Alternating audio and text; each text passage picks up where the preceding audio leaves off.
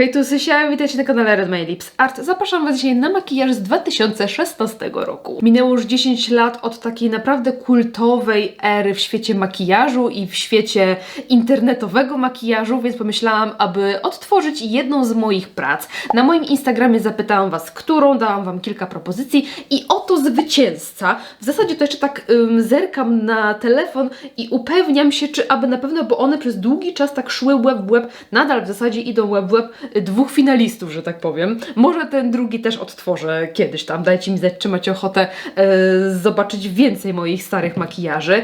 Powiem Wam, przyznam Wam, że jak robiłam właśnie taki przegląd do tego odcinka, właśnie który makijaż odtworzyć, to powiem Wam, że ten 2016 to był naprawdę kreatywny i tak patrzyłam na tę pracę, mówię, kurde, nie wpadłabym dzisiaj w ogóle na to, nie? Muszę chyba więcej tych makijaży poodtwarzać, bo no niektóre były naprawdę fajne i już ten 2016 rok to był taki rok, gdzie moje umiejętności już były spoko, że nie było siary.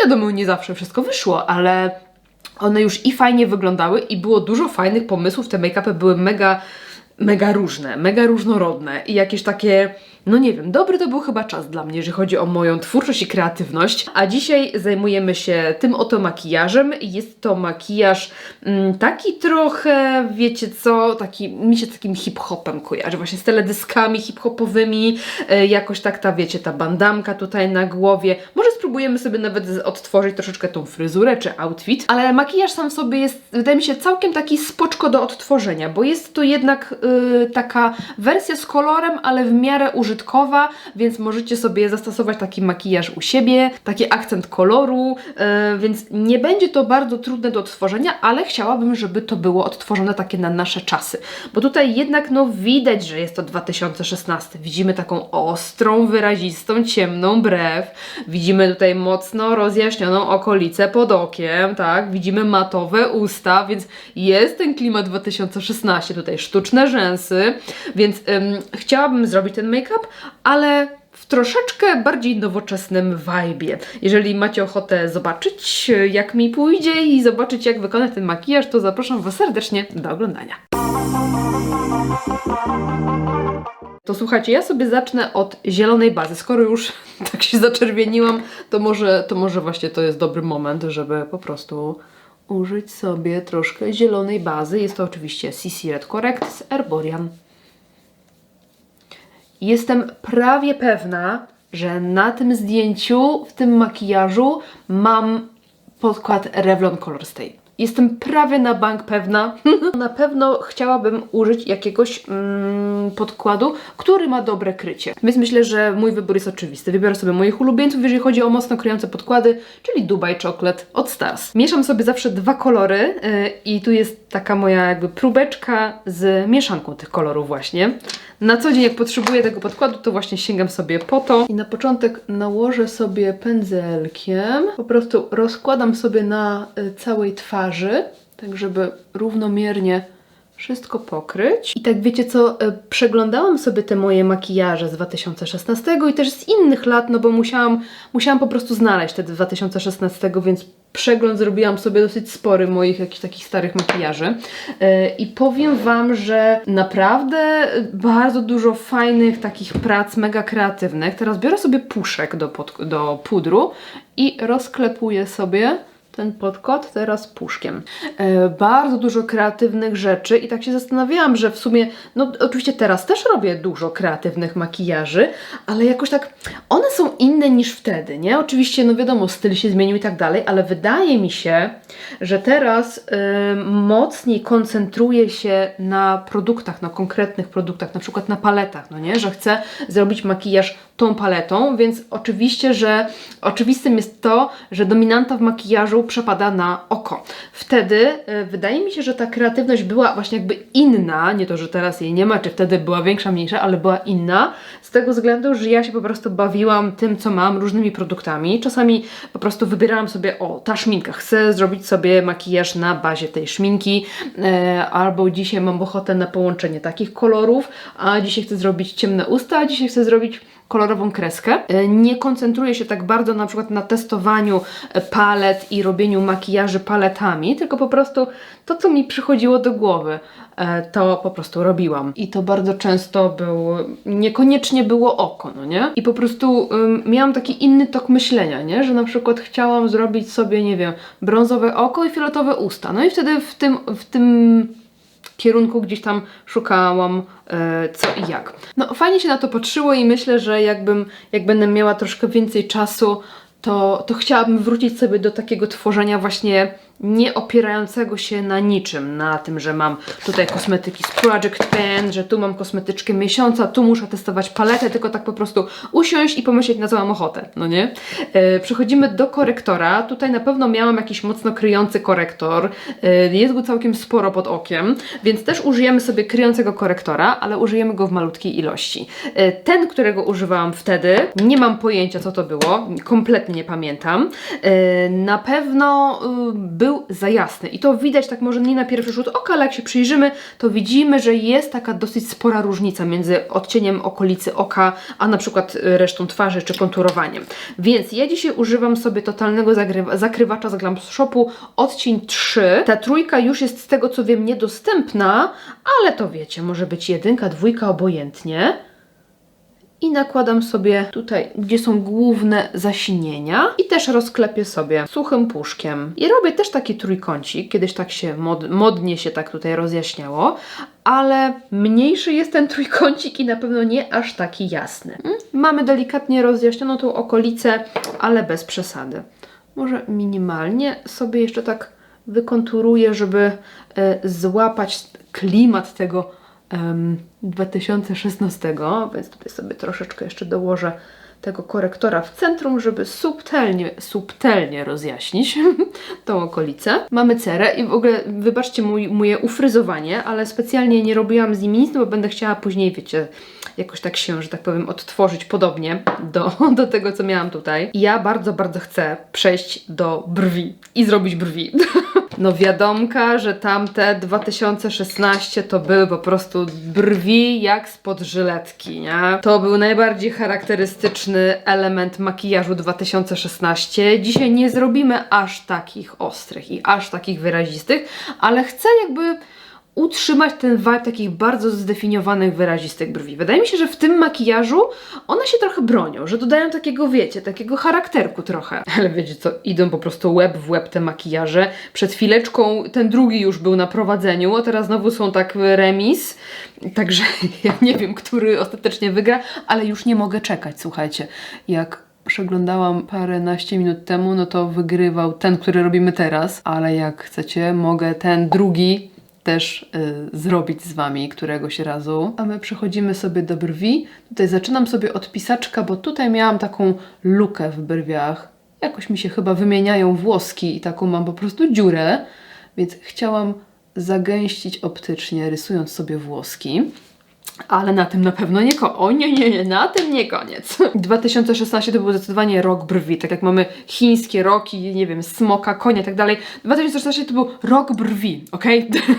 Więc no widzimy, one były bardzo od linijki. One były bardzo mocno się skupialiśmy na tych brwiach. I dużo czasu poświęcaliśmy na to, aby one wyglądały idealnie. Może nie zawsze, koniecznie w każdym makijażu, ale ja pamiętam, że nawet jak robiłam jakieś leciutkie makijaże na wyjście, na trening, to brew zawsze była po prostu idealna, nie?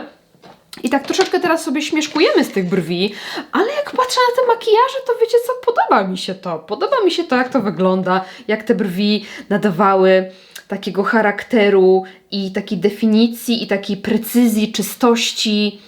Bo to mógłby być naprawdę bardzo delikatny makijaż, ale przez to, że są te brwi i rzęsy, to od razu jest taki, wiecie, bardziej taki edgy troszeczkę, no nie? Dobra, lecimy z tymi brwiami. Zacznę sobie, znaczy już zaczęłam sobie od pisaczka, ale chyba przejdę sobie do kredki i wybiorę sobie taką trochę ciemniejszą Maybelline Express Brow w odcieniu Black Brown. To są bardzo cieniutkie kredeczki i będę chciała stworzyć sobie taki wyrazisty kształt tych brwi. Pamiętam, że w 2016 królowały pomady do brwi Ja też miałam pomadę do brwi i jestem prawie że pewna, że właśnie ta brew ze zdjęcia była wykonywana pomadą. Najmodniejsze wtedy były pomady od Anastazji Beverly Hills. Ja ich nigdy nie posiadałam, zawsze szkoda mi było pieniędzy na te pomady, ale było też mnóstwo innych marek, które takie pomady robiły. Jaką ja miałam wtedy pomadę? Maybelline? Nie pamiętam. Nie, to chyba z Inglota. Chyba z Inglota miałam. W każdym razie te pomady, one starczały na wieczność. One były tak wydajne, nawet jak się robiło bardzo mocne brwi, bardzo wyraziste, to one starczały na wieczność. Ale trzeba przyznać, że trzeba było mieć rękę do tego, żeby ładnie pomadą zrobić brwi. No bo one były ciemne, one były wyraziste, one robiły mocny kontur, no, tak jakbyśmy robili kreski na brwiach, no nie? Wymagały precyzji, więc to nie był taki sposób na, wiecie, szybki makijaż. A jak coś nie wyszło, to trzeba było czyścić korektorem, a jak tutaj już zbyt, wiecie, coś tam kluszczaście wyszło, troszkę poza linię, no to już trzeba było poprawiać. Więc nie, nad brwiami to się troszkę spędzało czasu. To nie ma co. Okej. Myślę, że to jest spoko, ale dołożymy sobie faktycznie troszkę tego korektora. No mam ochotę, no co zrobię? Więc ten korektor, który mi tutaj został i taki płaski, spłaszczony, ostry pędzelek. To jest Spectrum EKJH numer 14. Uważam, że tutaj nie ma co czyścić, bo to jest ładna i precyzyjna brew, ale wtedy nieważne, czy jest ładna i precyzyjna, bo może być jeszcze bardziej ładna i precyzyjna. Więc chociaż tutaj troszeczkę tą końcóweczkę i tak leciutko od góry. No to już jest jakby mój limit. Uważam, że więcej nie zniosę więcej. Wydaje mi się, że jest po mojemu, ale jeszcze nie tak idealnie od linijki. Trend na takie brwi może wracać. Nie no, serio. Podobają mi się, jak nie są aż takie przesadne, nie? Troszkę. Bo wtedy to się wolało zrobić brew i nałożyć jakąś fajną matową pomadkę na usta, niż kombinować nie wiadomo co z oczami. Tyle wam powiem. Ja tak to pamiętam w takim, wiecie, użytkowym makijażu jakby, nie? Takim codziennym. No bo wiadomo, jeżeli chodzi o jakieś tam blogi i Instagramy, no to może inaczej, nie? Ale te makijaże oczu też chociaż nie, no gadam. Chciałam powiedzieć, że nie były jakieś bardzo kolorowe. Były cut crease'y, nie cut crease'y. Były. Ale w takim codziennym makijażu, nie? To też się robiło takie brwi, ale właśnie te matowe pomadki wtedy. To był hit. Wszyscy mieli konturówki z Golden Rose i pomadki zastygające. Uwielbiałam te konturówki z Golden Rose. Mieli tam taki piękny, sinawy odcień fioletu. Taki wręcz trupi. Super to wyglądało. Super. Po prostu super. I jestem prawie że pewna, że w tym makijażu też użyłam najbardziej hitowa paleta do brązowienia i konturowania. To była taka paleta z NYX-a. To była taka spora paleta do twarzy. W ogóle jest bardzo mało teraz tego typu palet do twarzy. A wtedy to był hit. Paleta z NYX-a do konturowania, chyba 3 czy 4 odcienie brązerów, jeszcze jakieś pudry rozjaśniające i po prostu tego się używało zawsze do wszystkiego. Na pewno bardzo modny był też wtedy kontur na mokro i właśnie takie łączenie konturu na mokro i na sucho. Była to też taka era, gdzie jeszcze te takie pomarańczowe brązery gdzieś tam się pojawiały. Może już coraz więcej typowo konturujących, ale ten pomarańcz też jeszcze troszeczkę nam towarzyszył. I ja sobie użyję dzisiaj konturu na mokro takiego płynnego brązera ze Starsów. To jest Moon Touch w odcieniu 01 Real Contour. I użyję sobie takiego dużego pędzelka z Skunksa, z Glam Shopu. Wtedy to wiecie, tak kroch się robiło i się je blendowało. Teraz na pewno chciałabym, żeby to było bardziej takie miękkie i no trochę, wiecie, trochę sculpted, ale trochę niewidoczne. Więc sobie dlatego też użyłam takiego skunksika Duo Fiber i podkreślam sobie kości policzkowe. No wtedy tego konturowania to się kładło dużo wyraziście, ten policzek przede wszystkim miało być szczupło, nie? Przede wszystkim miało być podkreślone tutaj kości policzkowe i wszystko. Róż jakby istniał, ale tak jak teraz jest blush blindness i się mówi, że wiecie, że jesteśmy ślepi na punkcie tego, ile kładziemy różu, to wtedy byliśmy ślepi na punkcie tego, ile kładziemy bronzera. Róż to był taki lekutki dodatek. Odrobinkę tego różu się dokładało, żeby tylko troszkę kolorku było, ale przede wszystkim kontur i bronzer, to po prostu, to było coś. Cera oczywiście musiała być matowa, więc ja dzisiaj użyję sobie pudru od Hudy Beauty, tego wiecie, mocno matującego. I pamiętacie na pewno technikę bakingu. Jest to technika taka trochę sceniczna, ale wtedy była to technika, której używało się dosłownie na co dzień, więc cała twarz musiała być matowa. I jeśli jakiś glow, to tylko od rozświetlacza. Także dzisiaj też robimy sobie całą matową buźkę. Okolice pod okiem też sobie pudrujemy tym samym pudrem. Kurde, jak ładnie pachnie ten puder. Jakiś czas go nie używałam i zapomniałam. A wtedy, czy był jakiś modny? Laura Mercier na pewno. Translucent to był najbardziej popularny wśród internautów puder. O tak, zdecydowanie. Laura Mercier. I chociaż w tych czasach, obecnie, teraz, znacznie bardziej popularne są nawilżające wykończenia i takie makijaże, jakby podkłady, pudry, jakby łączące się w ogóle z pielęgnacją, zawierające składniki pielęgnacyjne. Taki jest teraz trend, żeby to było wszystko takie bardzo, wiecie, skoncentrowane na skórze, na nawilżaniu, to powiem Wam, że ja się na matową cerę wcale nie gniewam, nie? Jeżeli ona jest taka ładnie matowa, bo wtedy ona była, w tamtych czasach była brzydko matowa. Może w kamerze wyglądała super, pięknie, idealnie, gładko, nie było widać porów, więc to się fajnie wszystko fotografowało. No ale na żywo, wiecie, no pewno było trochę ciężej. Więc ja dzisiaj zrobię sobie taki lekki baking i matowienie, ale też wiecie, podkład nie jest bardzo ciężki, nie mam go dużo, więc wydaje mi się, że nie powinno to wyglądać ciężko. Na koniec użyjemy sobie jeszcze mgiełki, ale niech chwilę tutaj się mi wszystko pozapieka i przechodzimy do produktów na sucho, do bronzera, różu i rozświetlacza. No niestety, ale tej palety z NYX-a, która była wtedy taka popularna, już dawno nie mam, ale wierzcie mi, że ja malowałam się nią na co dzień, ja ją brałam na jakieś sesje zdjęciowe, jakieś zlecenia, malowałam klientki, po prostu ta paleta to był hit. Dzisiaj sobie użyję bronzera Cafe Latte od Mexmo i pędzelka z Glam Shopu i pogłębiam sobie troszeczkę tutaj konturowanie. Może być ono wyraziste, ale na pewno nie aż tak jak wtedy. Wtedy jeszcze, wiecie co, właśnie ta moda na te takie rozjaśnienie mocno tutaj pod okiem i taki jaśniutki ten korektor. One były czasami naprawdę aż takie, no prawie że białe u niektórych twórczyń i to tworzyło taki aż nieładny kontrast między bardzo jasną tą okolicą, a tym policzkiem takim wykonturowanym. No nie podobało mi się to za bardzo. Samo w sobie konturowanie, że tu jest troszeczkę jaśniej, tu jest troszeczkę ciemniej, jakby spoko. Ale ten kontrast wtedy... No, po prostu too much moim zdaniem. Dobra, dla mnie to jest już i tak wyraziste, więc więcej bym nie nakładała. No i weźmy sobie jakiś róż. Tutaj ten policzek zdecydowanie wygląda bardziej tak brzoskwiniowo, właśnie jakby to był jakiś bardzo ciepły bronzer, może jakiś taki brzoskwiniowy, koralowy róż. Więc ja sobie użyję Mambo od Ekocery. Wtedy to wiecie co, róże nie były aż takie, wiecie, popularne, wiralowe i tak dalej. Na pewno bardzo dużo osób kupowało róże z bourgeois, te takie wypiekane, które starczały na 100 lat. I wiecie co? Taka ciekawostka, ja nigdy ich nie miałam. Ja w ogóle byłam takim dinozaurem, że często było tak, że wiecie, coś było modne, a ja tego nie kupowałam, bo jakoś tak, nie wiem. Nie wydawało mi się, że może to jest takie sztucznie, jakoś takie nakręcane albo coś. Albo jak mi się coś nie podobało, to po prostu nie kupowałam i tyle. I moim zdaniem to wystarczy.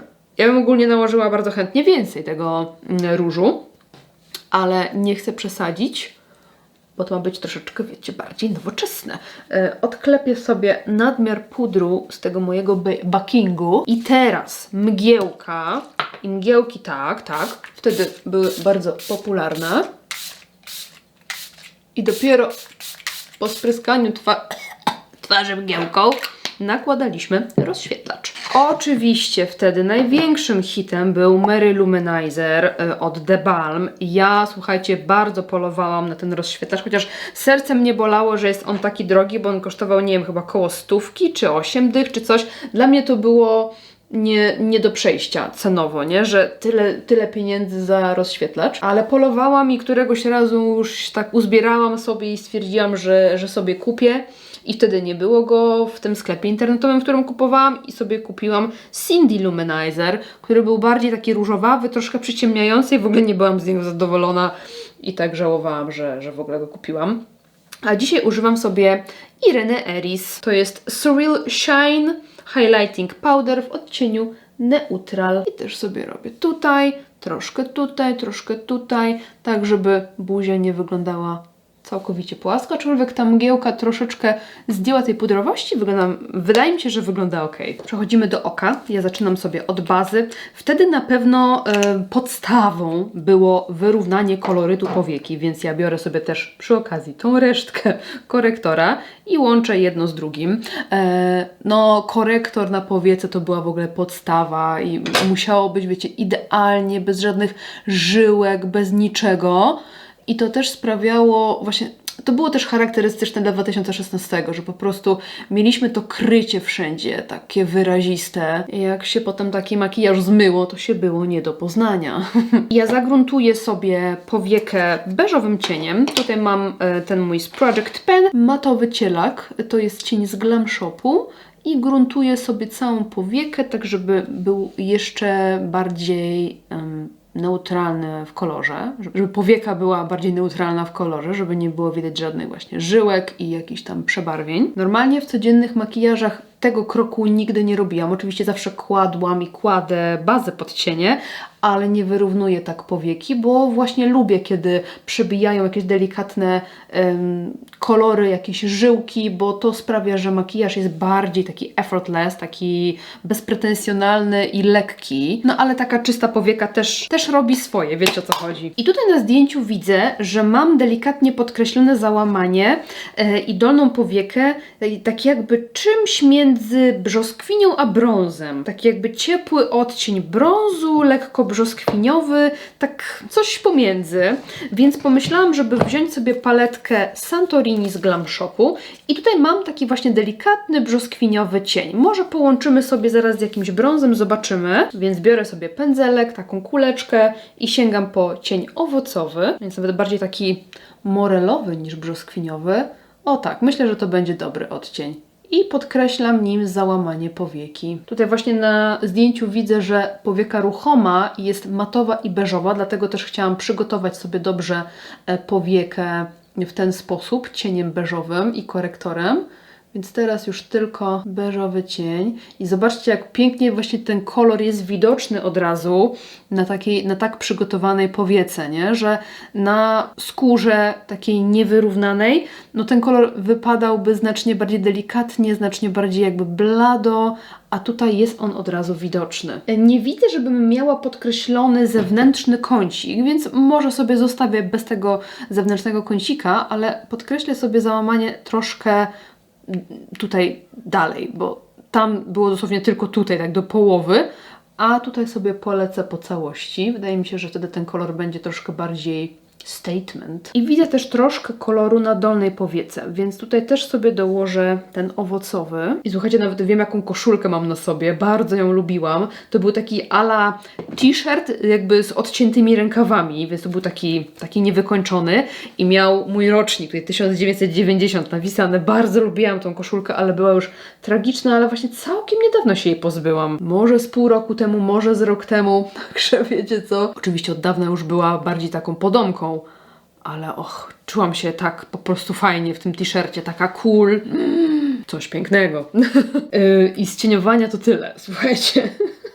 Ja tutaj nie widzę, żeby było coś więcej. Sama od siebie może dodam odrobinę małej mlecznej, czyli taki przejściowy brązik na czubeczek tego pędzelka i jeszcze delikatnie sobie pogłębię dolną powiekę i załamanie. I troszkę przy okazji zneutralizuję jeszcze. Ale fajnie to wygląda, bo no jest taki leciutki kolorek, ale bardzo delikatny tutaj widoczny. Także jak chcecie przemycać do makijażu kolory, to jest dobra opcja. Na czubeczek i dokładam sobie, no to jest już troszkę bardziej 2016. Teraz bierzemy się za kreskę. I ja widzę, nawet sobie odpaliłam komputerek, żeby lepiej widzieć kolorki, to jest właśnie taki ciemniejszy pomarańcz, taki delikatnie rudawy. Mam tutaj kilka propozycji, więc musimy sobie coś wybrać. Mam taki pomarańcz w Delicious Delights. Ten jest taki lekko, wiecie, zgaszony, taki troszkę brudny. Mam coś takiego, aczkolwiek to jest już dla mnie taki bardziej, jeszcze ciemniejszy, więc bardziej taki rdzawy. Troszkę taka cegła już idzie, więc ten chyba odpada, bo jest troszkę za ciemny. Mam tutaj jeszcze taki, ten mi się wydaje, że za jasny i za neonowy będzie i za brzoskwiniowy, więc chyba ten też odpada. Mam tutaj LH Cosmetics Color i taki, ten jest bardzo intensywny, aż taki neonowy, chyba za mocny. Idziemy w takie delikatniejsze chyba odcienie. Tutaj mamy Pastel Drip od Maxmo. Ten jest całkiem spoczko. I mam jeszcze taki pyłek z Glam Shopu, pigment. Oranżada. Nie wiem, czy one są jeszcze dostępne, oni się już tym chyba wyprzedawali z tymi pigmentami, ale myślę, że ten możemy sobie użyć w wewnętrznym kąciku. A do kreski chyba postawiłabym na ten Grapefruit z Maxmo. Wtedy niszowych marek nie znałam, więc wiecie, może pójdziemy właśnie na przykład w Polskę. Człowiek Maxmo też wtedy jeszcze nie znałam, ono chyba nie istniało wtedy jeszcze. Większość marek, które używam dzisiaj, wtedy nie miałam o nich pojęcia. Także słuchajcie, robimy sobie z tego eyeliner. I ja jestem prawie że pewna, że używałam sobie wtedy po prostu jakiegoś cienia z jakiejś palety, nie mam pojęcia jakiej, i używałam Duraline z Inglota, żeby tą kreskę zrobić. Więc wykładam sobie trochę Duraline, sięgam po skośny pędzelek, wtedy pamiętam najpopularniejsze pędzle to były pędzle z Zoiwy. Też miałam i bardzo lubiłam i do dzisiaj mam trochę tych pędzli z Zoiwy. No były genialne, trzeba przyznać. No i kreseczka. Ona nie jest jakaś bardzo, bardzo długa i bardzo wyrazista, ale idzie praktycznie przez całą linię oka.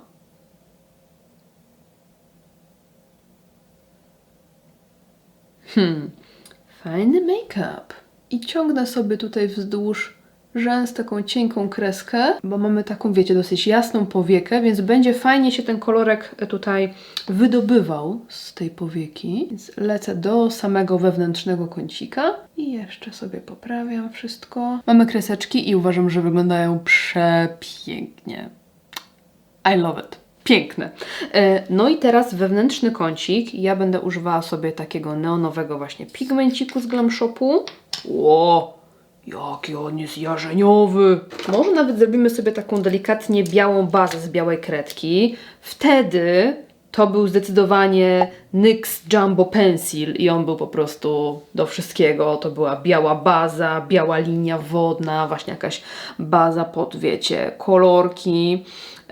Więc nie mam teraz jej. Mam teraz taką z Namaki. To jest taka naturalna marka. Może dzieci mogą się malować tymi kredkami, w sensie buźki, twarzyczki.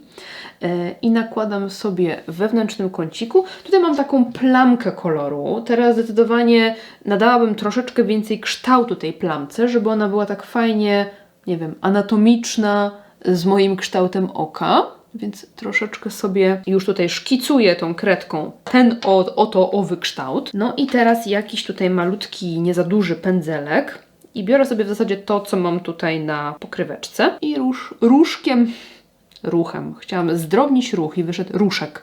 Różkiem wklepującym wklepuję sobie ten pigmencik.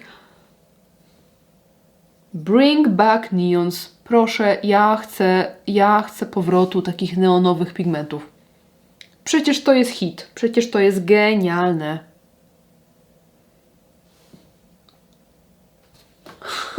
No tu jest mniej neonowy, zdecydowanie. Ale wiecie, mamy lepsze kosmetyki teraz. Widzicie, że robię sobie tutaj takie, wiecie, podkreślam tak sobie ładnie ten kącik, żeby to nie była taka chaotyczna plama, tylko żeby ona miała jakiś taki delikatny kształt. To wygląda jeszcze bardziej estetycznie. W ogóle kamera nie widzi tego koloru, nie? Ona go nie oddaje kompletnie. Może jak przyciemnię, to już nie mogę niżej, już mi auto wyskakuje. O! Nie? To jest jarzeniuwa. To jest totalna jarzeniuwa. Wspaniałe to jest. wspaniałe. Ja chcę powrotu neonowych pigmentów. No i słuchajcie, jeśli chodzi o cieniowanie, to tak naprawdę wszystko. Myślę, że w dzisiejszych czasach nałożylibyśmy też jakiś błysk, ale to mi się tak podoba, że ja nie chcę tego psuć. Więc zabieram się za podkręcenie rzęs zalotką i wytuszowanie tuszem. W tamtych czasach moim ulubionym tuszem był Max Factor 2000 kalorii, szczególnie ten z podkręcającą szczoteczką. Jak poznałam ten tusz na studiach, bo widziałam moją koleżankę, która miała pięknie wytuszowane rzęsy i się zakochałam w jej rzęsach i też chciałam takie mieć. I ona mi poleciła właśnie ten tusz i od tamtej pory po prostu przez wiele lat używałam tylko tamtego, więc przypuszczam, że tutaj również miałam, no ale widzimy też tutaj jakieś takie sztuczne rzęsy. Może w codziennych makijażach ja nie używałam sztucznych rzęs, jakoś sobie nie wyobrażałam tak za bardzo wychodzić z domu w sztucznych rzęsach, ale w makijażach takich do zdjęć, powiedzmy tak, fotograficznych, do makijaży na bloga, czy jakieś tam inne social media, no to rzęsy to był mus, że w ogóle bez rzęs to był tak lekki make-up, że on w ogóle nie wyglądał i... Więc rzęsy sztuczne to była podstawa. Najpopularniejszy model zdecydowanie, no jaki? No Ardell Demi Wispies, oczywiście, że tak. On do dzisiaj jest bardzo lubiany i popularny, ale wtedy to po prostu był hicior. Ja miałam te Demi Wispies, ale większość moich rzęs, które przyklejałam, to były jakieś chinole, po prostu wiecie, taki sklep typu, wiecie, Chińczyk, wszystko za 5 zł, albo takie, no taki wiecie, Chińczyk, no, czyli ze wszystkim, nie? I tam kupowałam jakieś brokaciki, jakieś kamyczki, tak żeby po taniości mieć i też często rzęsy, żeby mieć do różnych jakichś takich artystycznych moich rzeczy. Często były bardzo fatalne te rzęsy, nie wyglądały za fajnie, więc tutaj, no jestem pewna, że to były Chińczyki, jestem pewna. Nawet widzę po pasku, że on był taki, wiecie, taki trochę sztywniejszy, czarny. Rzęsy z Chińczyka. Dzisiaj na pewno nie przykleiłabym sobie całego paska rzęs do takiego makijażu, bo uważam, że za bardzo zabrałyby uwagę. Ale wtedy wyglądało się, wiecie, na taka insta body, nie? Mamy wyrazistą brew, mamy rzęsy, mamy matowe usta i jesteśmy insta body. Więc może sobie przykleję, ale kilka klasterków albo jakieś połóweczki. To ja użyję sobie takich rzęsek. Ardell Accent Lashes numer 311. Bardzo mi się podoba ten model, bo jest troszkę wygląda jak Demi Wispies, nie? Tylko to są takie połóweczki, że one mają takie szpikulce trochę. Trochę podobne do tego, co miałam tam, aczkolwiek tamte były jeszcze bardziej szpikulcowate. W kwestii rzęs zdecydowanie zluzowaliśmy gacie, bo kiedyś to po prostu tylko rzęsy i po prostu musiały być te rzęsy. Teraz to jest raczej taka kwestia okazjonalna. Oczywiście zależy od make-upu. No niektóre influencerki nie idą z duchem czasu i też sobie muszą zawsze przykleić, ale to też czasami po prostu kwestia stylu, nie? Bo nie wiem, u Ewy Red Lipstick Monster ja bardzo lubię rzęsy, bo ona zawsze to jest takie dopełnienie jej takich różnych artystycznych rzeczy, więc nie przeszkadzają mi. Kiedyś myślę, że więcej takich zwykłych użytkowniczek jednak też używało rzęs, teraz już po prostu za leniwi jesteśmy na to, nie? Myślicie, że jesteśmy bardziej leniwi, jeżeli chodzi o makijaże? Co ja tutaj zrobiłam? Jak ja to przykleiłam? Co ja wyszłam z wprawy? Okej, i dla mnie takie połóweczki, zobaczcie, pięknie podkreśliły oko, troszkę wydłużyły je jeszcze. Mamy takie tutaj szpikulce, ale tak nie dominują całego make-upu, więc to jest moim zdaniem takie bardziej nowoczesne i trochę też w moim stylu. Ale jak teraz patrzę na moją twarz, to uważam, że przydałoby się trochę więcej policzka, ale najpierw zrobimy sobie usta, żeby zobaczyć, czy faktycznie jest tutaj coś, co wymaga jeszcze poprawek i zmian, więc usuwam sobie mój olejek. Wtedy oczywiście królowały matowe pomadki, tak jak już mówiłam, Golden Rose, wszystkie takie zastygające, suche skorupki, więc no nie były to takie mega komfortowe rzeczy na ustach i rządził po prostu jeden kolor. Jeden kolor na ustach. I wydaje mi się, że to było fajne pod tym kątem, że często bardziej eksperymentowaliśmy z tymi kolorami ust, że było więcej opcji, w ogóle były teraz wtedy też modne, wiecie, nie wiem, pomadki od Jeffree Stara w jakichś odjechanych kolorach i naprawdę czasami dziewczyny wychodziły. Już nie mówię o jakichś niebieskich czy coś takiego, ale nawet właśnie ten taki siny, fioletowo-beige z Golden Rose, to on był taki fajny, że tutaj nałożyliśmy make-up i tylko te usta było widać, nie? To było bardzo fajne. I to było tak, jedna pomadka i tyle. Teraz robimy całe lip combo i te lip combo są zawsze takie bardzo różnorodne. Ja sobie zacznę dzisiaj od chłodnej konturówki z Cosmic Brushes. Wtedy chłodna konturówka była na wagę złota. Chyba nawet nikt się specjalnie nie przejmował tym, że nie były te konturówki chłodne. Jakie były, takie były. I na to nałożymy sobie pomadkę. I słuchajcie, pomadka może być matowa, ale teraz jeżeli sięgamy po mat, to zdecydowanie wolimy takie formuły piankowe, które są miękkie, które są wręcz nawet lekko nawilżające na ustach, takie, które nie wysuszają nam ust, które nie zasychają na skorupę. Są na pewno troszkę mniej trwałe, ale też ładniej się zjadają i łatwiej się je reaplikuje, więc ja nałożę sobie tą pomadkę Belle i Folk in the Garden. My lubimy sobie troszkę więcej z tymi ustami eksperymentować, jeżeli chodzi o ilość kosmetyków, o połączenie jakiegoś tam odcienia konturówki z pomadką, z balsamem, z błyszczykiem. Zdecydowanie mamy teraz tego więcej. Znów jakiś włosek czuję. No pięknie to wygląda. Pięknie. I słuchajcie, tak jak mówiłam, dla mnie tu jest troszkę za mało koloru. Wtedy było bardzo dużo bronzera, ale mamy XXI wiek, 2026 rok, więc sięgamy po róż. I ja sobie dokładam tego różu brzoskwiniowego więcej tutaj. Okej, now we're talking. Uwielbiam. Coś pięknego. O tak, teraz to mi się podoba. Mordeczki moje kochane. Czas na szybką zmianę stylizacji. Tada! I co myślimy? I uwaga, hicior. Ta bandamka to jest dokładnie ta sama bandamka, którą mam na tym zdjęciu. Tak, ona ma 10 lat. Kupiłam ją jeszcze jak należałam do takiego zespołu tanecznego, gdzie jeździliśmy, wiecie, na jakieś turnieje, kontesty i musieliśmy mieć te same, wiecie, stylizacje, to stąd jeszcze jest ta bandamka i do dzisiaj jej sobie używam i noszę.